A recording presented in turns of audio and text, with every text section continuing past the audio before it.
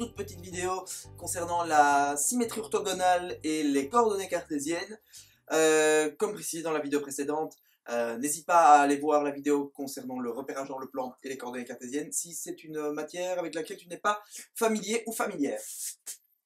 Aujourd'hui, donc, on va étudier un peu ce qui se passe au niveau des coordonnées d'un point lorsqu'on applique une transformation du plan, une symétrie orthogonale d'axe X ou d'axe Y.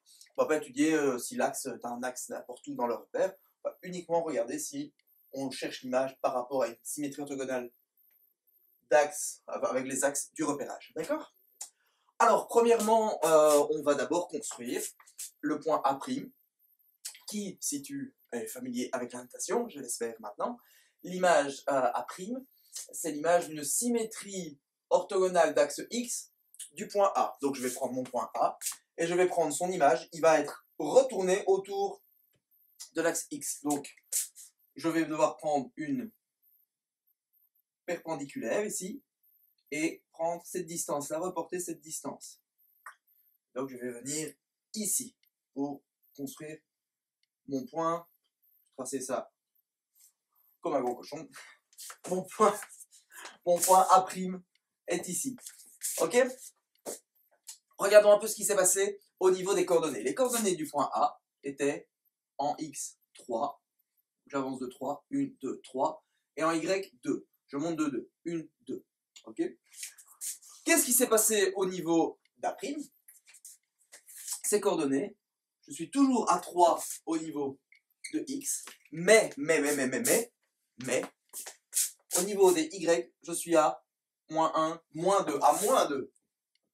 Et donc, je remarque que lorsque j'ai une transformation, une symétrie orthogonale d'axe X, ce sont mes ordonnées, je vais peut-être l'écrire ici, ce sera un peu plus visuel.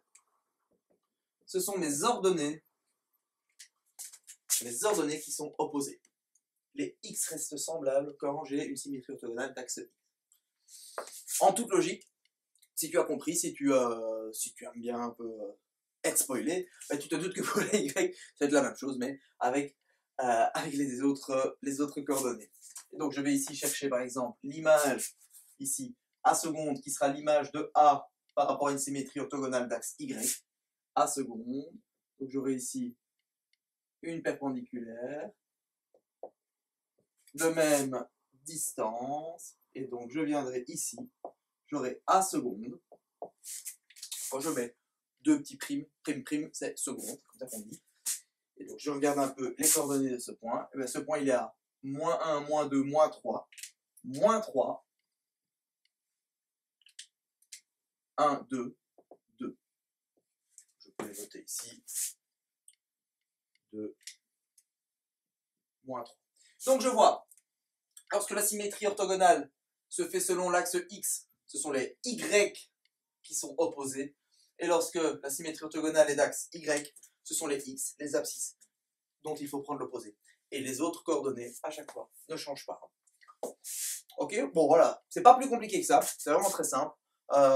Ce sont des points facilement gagnés au CE1D, parce qu'au CE1D, il y a de fortes chances. Non, il y a des chances, il y a une certaine probabilité qu'on te demande de construire, on te donnera un point, on ne te donnera pas les coordonnées de ce point, on te dira quelles seraient les coordonnées de l'image de ce point par telle transformation du plan, par telle symétrie d'axe X. Et là, première étape, tu devras rechercher les coordonnées du point. Deuxième étape, tu devras appliquer la transformation. Et on te demandera justement de ne pas construire ce point, parce que tu peux te retrouver, par exemple, je vais prendre la symétrie orthogonale d'axe X du point B.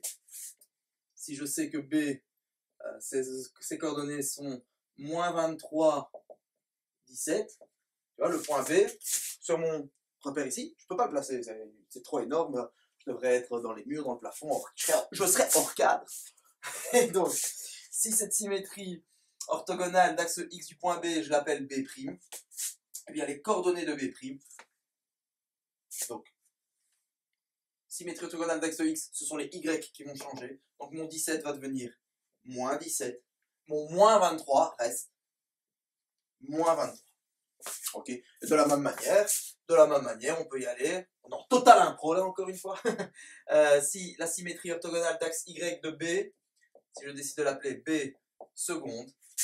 Et bien là, c'est mon 23 dont il faudra prendre l'opposé, mon moins 23 qui deviendra 23, et mon 17 restera 17.